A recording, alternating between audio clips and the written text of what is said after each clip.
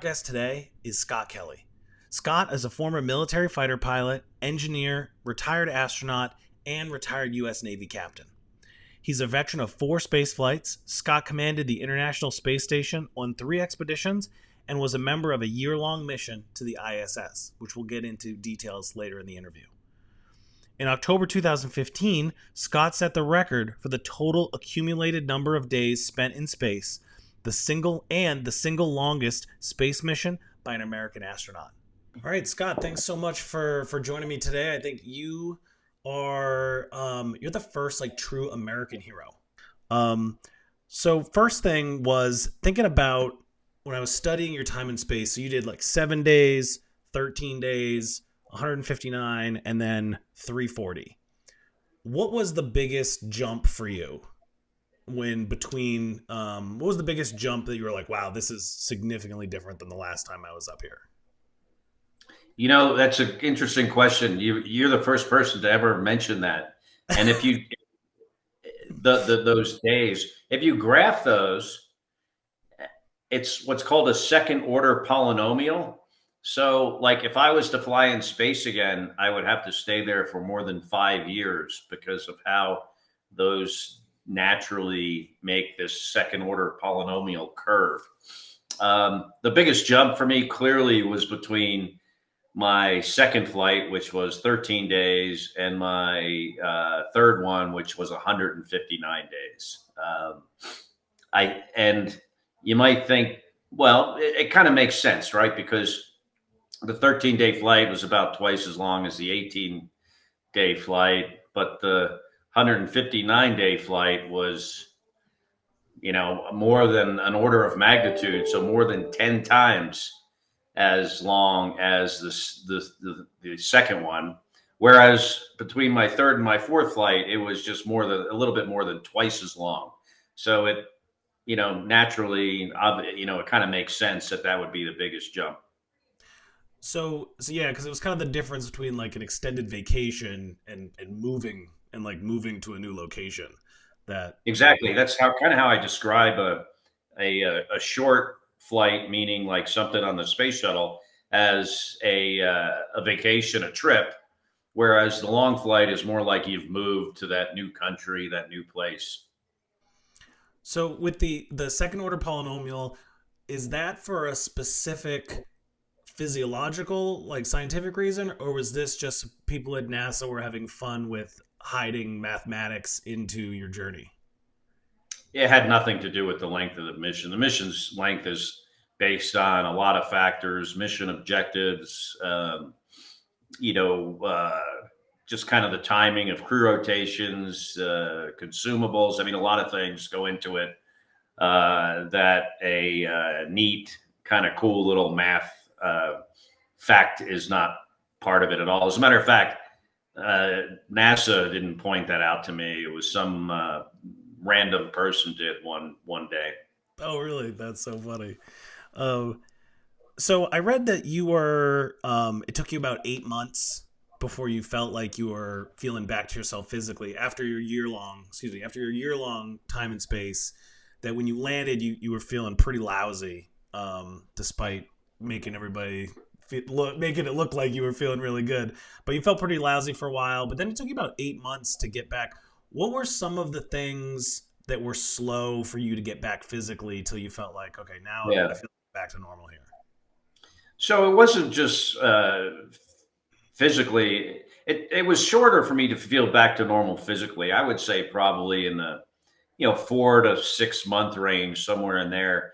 I kind of would say it took me about 6 months to feel normal. My wife, Amiko, says no, it was about 8 months. And what she's talking about is just more psychologically, when you've been part of something extraordinary, something really challenging, difficult, and then all of a sudden it's over.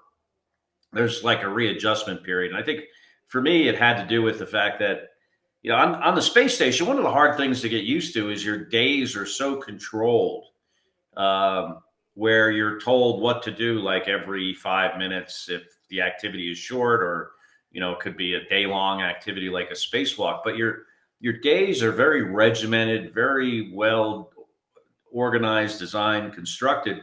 And then when you get back, so it's hard to get used to that in Yep. space. But Yeah. once you do get used to it, when you get back, you kind of feel without that structure, you kind of feel like a little bit, directionless, a little rudderless, like a rudderless ship, not really knowing how to manage your life, I guess I would say. And that part of it, I think, was the last part that you get kind of back into the routine of living on Earth that took the longest. So it was less about like physically your body getting back to gravity and Earth, but more like someone would experience after coming back from a military deployment. It was more the kind of the psychological of getting back into the freedoms and mundane nature of regular Yeah. life. Well, that's the thing that took the longest. Certainly, I would take that any day over, the physical, the pain of returning back to gravity, Yeah. which, in my case was fairly significant. And, but you get, you kind of readjust in like blocks of time. I'd say, the first one would be the first few days, and then a couple of weeks, and then a couple of months, and then you're probably, feeling physically back to normal within 4 months. I mean, as an example, despite all the exercise we do, my heart shrank by 25%. The heart muscle. 25%? Yeah. Now you Wow. don't really notice that, like you don't like have chest pain from it or anything, but you do notice that your stamina, your endurance is affected.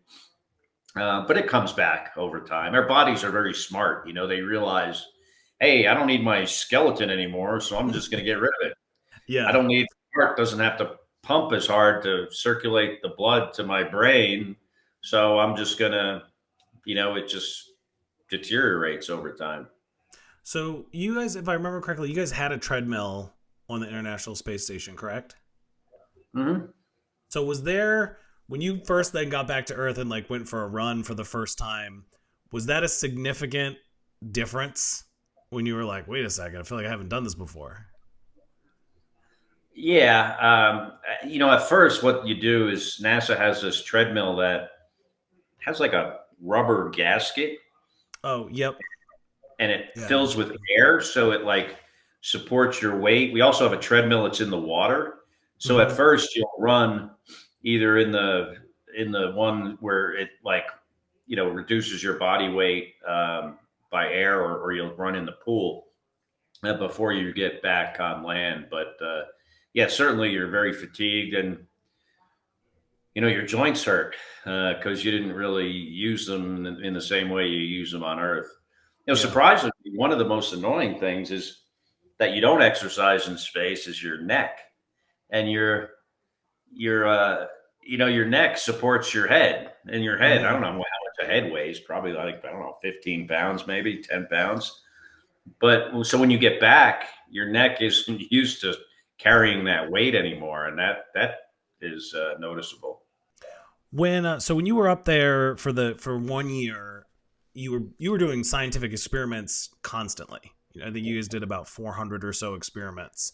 So was a lot of this, I know that it all had to been planned because you only had the resources that you had, but how much of these experiments were planned versus evolved based on your findings? Because science is truly Yeah. discovery. So how much of that was, oh, we figured this out, now let's look into this? Well, you're not doing science constantly. I would say your work day is composed of like three different things of equal time and importance.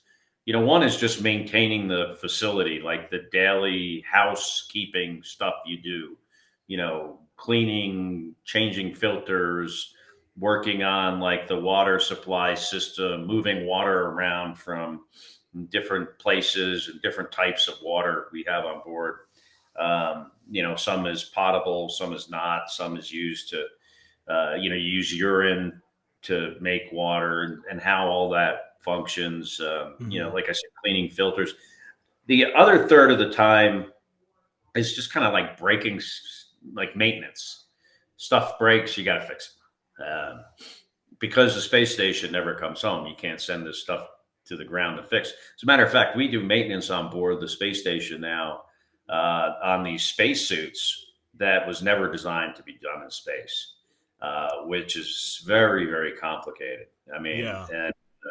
and normally it's done by technicians on the ground. That's their like only job is to do this and to do it in gravity when you're not worrying about these little screws floating away. And then the third of the time is science. So for the science, I would say, we did have 400 science experiments when I was on board, but some of those I may have had nothing to do with. I might not even know what they were. They could be a payload on the outside of the space station, or an experiment someone else was responsible for.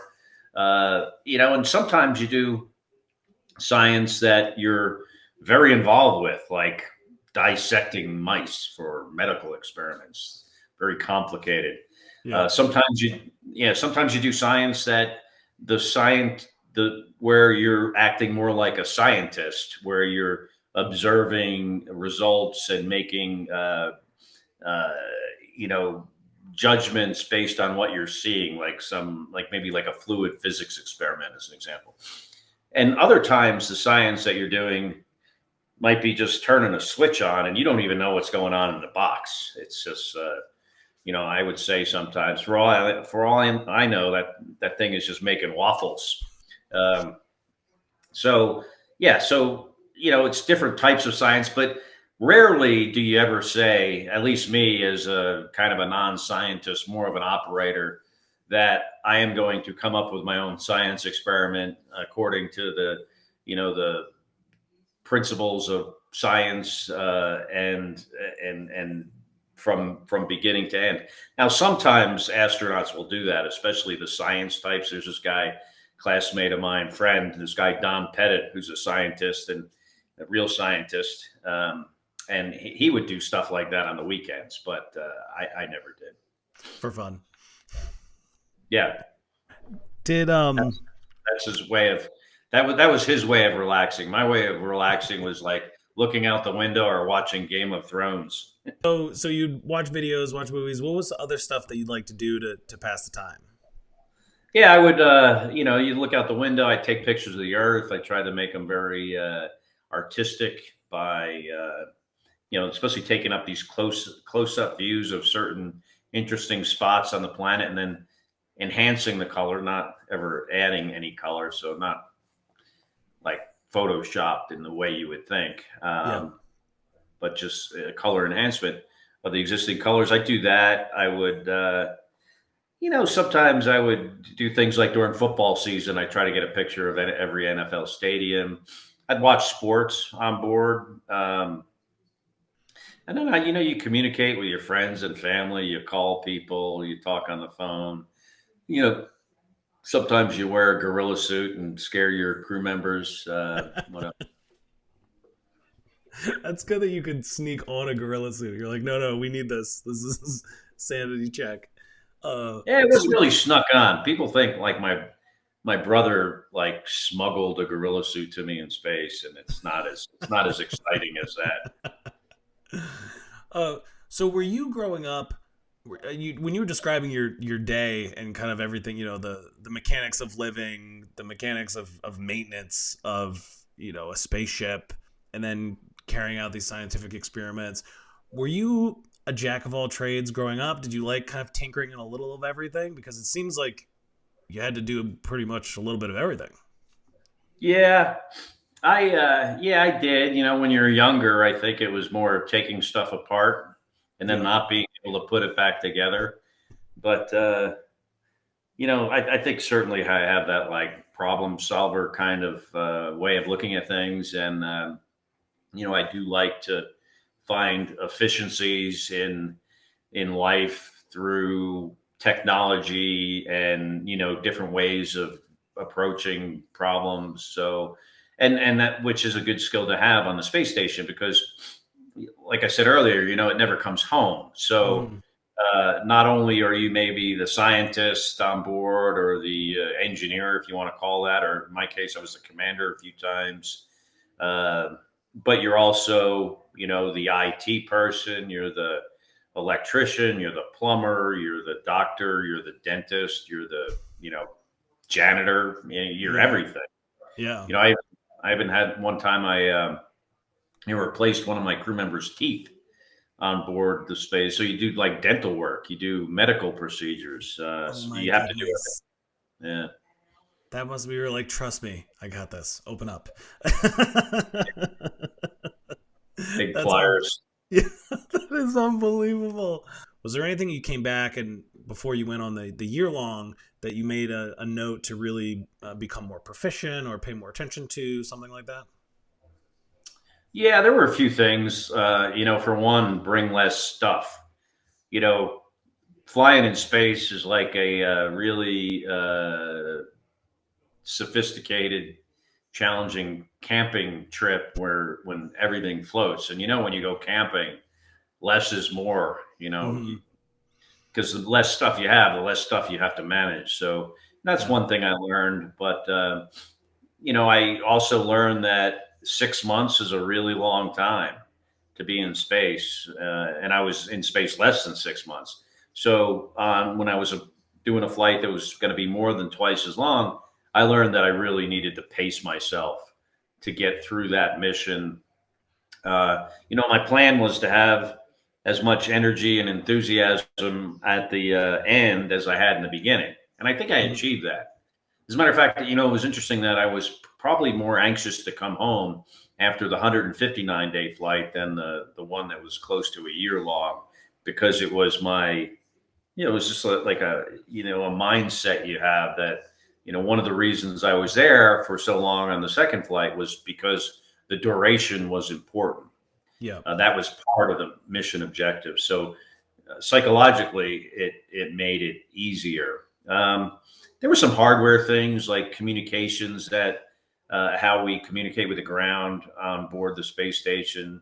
I thought could use improvements, and then the major thing was how the space station scrubs the atmosphere of carbon dioxide. And I made that an issue on my first long flight, and then when I flew the second time, I really elevated that because when the CO2 on the space station is at its lowest, the lowest it can possibly be, it's 10 times what it is on Earth Really? that we're breathing right now. Yeah, and Wow. yeah, when it's low, it's tolerable. Sometimes it can be 30 times as high, and it's person dependent. I mean, some people it has have more of an effect on it than others, but it definitely is not comfortable. And Hmm. I made that an issue, and I think NASA's taken it seriously now and is doing a better job on reducing the carbon dioxide on board. Yeah. So I know you have kind of a connection with Shackleton, who's like one of actually my favorite historical figures. So I thought that was amazing. That you brought a copy of the book Endurance with you, and your book also aptly titled also Endurance. What were some of the what were some of kind of the parallels, or what drew you to Shackleton and his story? And maybe if you wouldn't mind giving like a very brief, just like who Shackleton was for people who maybe aren't familiar with him. Yeah, Ernest Shackleton was a British Antarctic explorer that, in the early part of the last century, uh, he was trying to get on a ship called Endurance with I think it was like maybe 28 people, crew members, to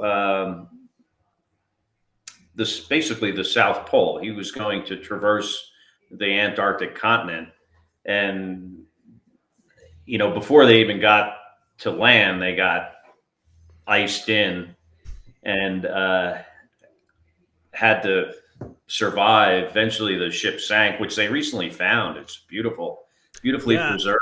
I saw pictures of it. It was amazing how well it was preserved. Yeah, and 10,000 feet of water. Um, and he, so eventually they had to leave the ship. They lived on an iceberg, ice floes for a month. Eventually, they had to move from ice floe to ice floe. eventually they decided, hey, we got to get out of here. So they took their lifeboats, went to this place called Elephant Island. This took well over a year, the whole, from the time they got marooned to the time they were eventually rescued. But then Shackleton and some other smaller set of crew members left part of their party on Elephant Island. They went 800 miles in an open rowboat in the South Atlantic Ocean to South Georgia Island, did the first winter crossing of South Georgia Island. Basically, they walked over these mountains and showed up in the one little mining town they had there. Months later, the weather improved enough, he was able to go back and rescue the guys he left on Elephant Island. And the mission was one of the most extraordinary examples of leadership in impossible conditions. They didn't lose a single person. No one died. That's amazing. And it was just extraordinary. There's a quote. Let me see if I have it written down. I want to quote it accurately because it's a very moving quote to me. Let me see here. Here it is. This quote is from this guy, Sir Raymond Priestley. He was an Antarctic explorer and geologist. And the quote is, "For scientific discovery, give me Scott," another Antarctic explorer. "For speed and efficiency of travel, give me Amundsen," another Antarctic explorer. "But when disaster strikes and all hope is gone," it like chokes me up when I say this, "get down on your knees and pray for Shackleton."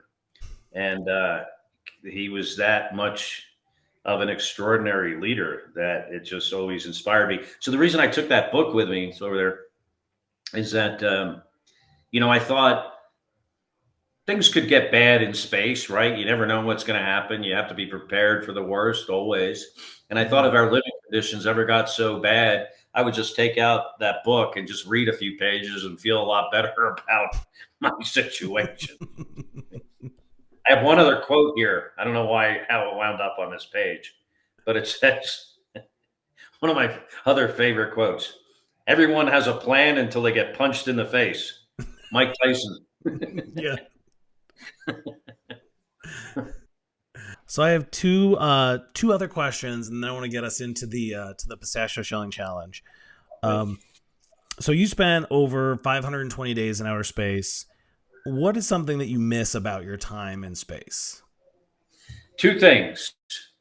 I miss the people I was there with, and some of these people I see, I still am in contact with many of them.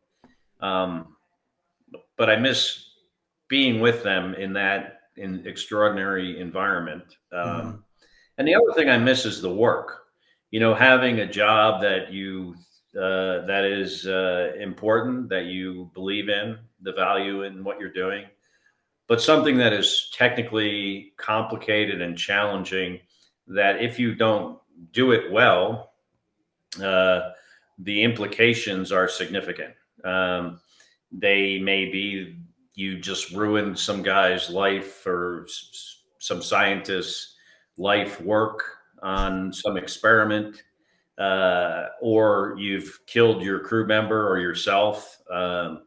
And working in that kind of environment where your implications can have the implications of your lack of preparedness and performance could just have the ultimate consequences is something I really miss. If I make a mistake at my job now, it's just, maybe I say something you don't like and you edit it out, or, if I drop the pistachio on the floor, I just clean it up later. Yeah. Yeah, there's kind of like this level of demanding attention and near perfection. I think it is that. I think that definitely speaks to the soul of a high performer. So I could see how you would be. That would be at you all the time up there, and harder to replicate that down here. You're really hard, yeah. So, do you find that you slept better here on Earth or in outer space? Um, I sleep better on Earth, especially now that I don't work at NASA anymore. My sleep habits have gotten better. I think when you don't have a job, you're always thinking about, okay, what's the next thing I have to do? Be prepared Mm, for it. Definitely, I sleep better. Sleeping in space can be comfortable in some ways. Like, if you have shoulder problems, right, and you're always struggling with pain in your shoulders when you sleep, you're probably not going to have that in space, but you're going to have other issues. Your back might hurt because now your spine's elongated because you're no longer in gravity, and that can cause some people to have back pain.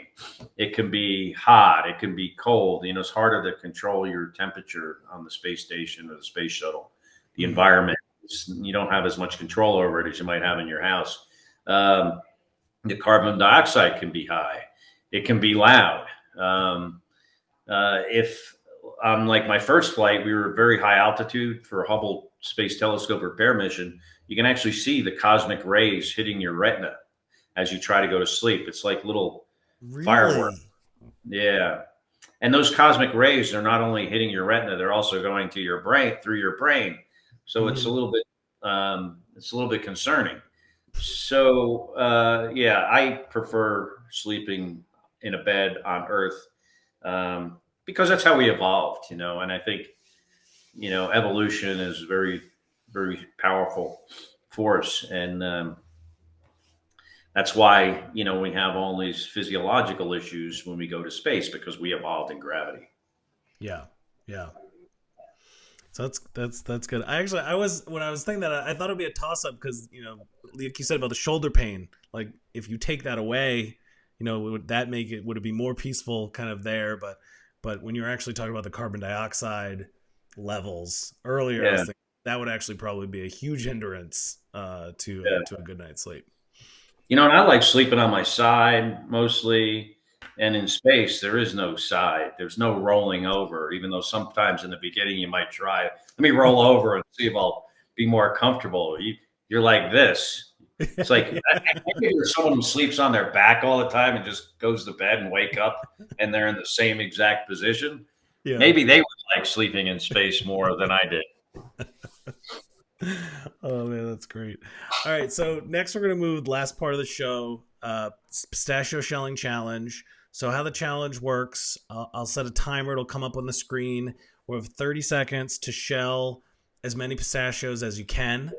If you win, you got a nice bowl there. If you win, you I got like win the a. same bowl as you. Yeah, we actually do have very similar bowls. That's true.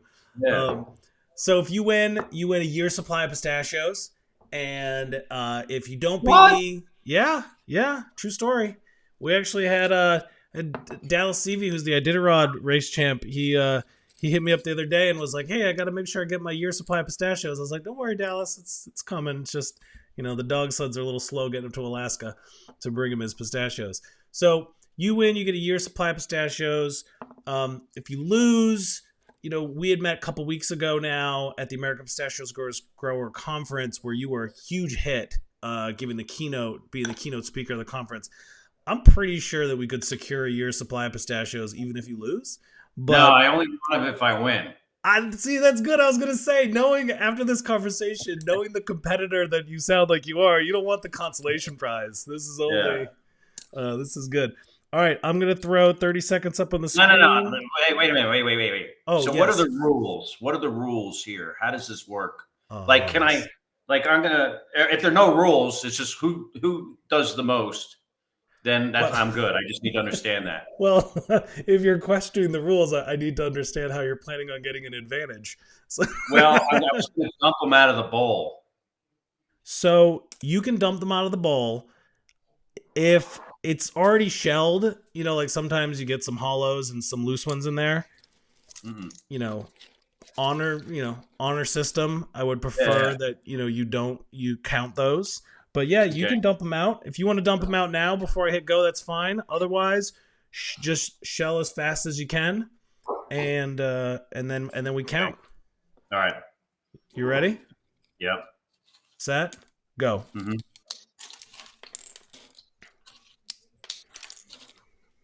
I can hear yours.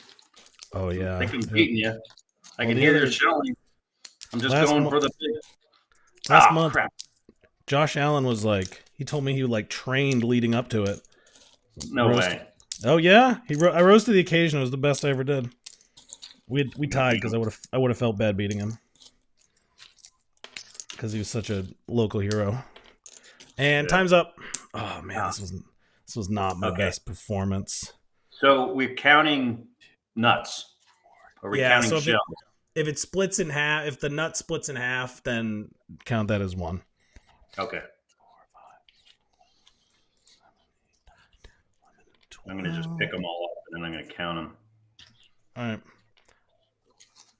I'm just I got digging them out. 12. I think he probably might have beat me. Let me see here. Maybe not. Oh, there's another one. All right. Oh. All righty. I think I beat you. So here's the 1, Oh, two, I like the honor system here. 4, 5, 6, 7, 8. Oh crap! Let me count them again. All right. I dropped them. Okay, 1, 2, 3, 4, 5, 6, 7, 8, 9, Oh man. 10, 11, 12, 13, 14, 15, and then I have some halves, but I don't even need to count the halves. 15. Oh. I went for the ones, I looked at them, and I went for the ones that were the most open. All right, so I think that we've established the new strategies. You got to dump out the bowl so you can better. Yeah. 15 is strong. Yeah, 15 because you're puts you not. at second best ever. Yeah, I put them down. I laid them out, and here's this technique. As I'm shelling one, I'm identifying the next most open one I see, and then going right to that one. I love it. I love it. So maybe what we'll do is instead of a year's supply, we see if I can get you a 520 a day supply in order of your time in outer space. So Beautiful. that'll be even better. Um, thank you, What's thank you the so record? much. The record is 16. Who had that? I did that, and Josh Allen, the quarterback for the Buffalo Bills, had it last month. Well, if you count my halves, I think I had 17. So you can count the halves as one. You can count the No, halves as one. I had 4 halves. So that's 2 more. Yeah, so that's would be 17. I didn't count them. I Oh, had so 15 17. more. So then there you go. You are the earthly and international pistachio and intergalactic pistachio shelly champion. Yeah. Awesome. I am the best pistachio sheller that's ever flown in space. Yeah, that's true. And apparently ever walked the face of the earth. Mars is the only unconquered territory. So if NASA, once they get, we had Scott Smith, the nutritional scientist from NASA, on here, and he was talking a lot about trying to get food systems ready for Mars. So if he ever gets that that situation together, then we'll need to get you there so you can be the Mars pistachio shelling champion as well. All right.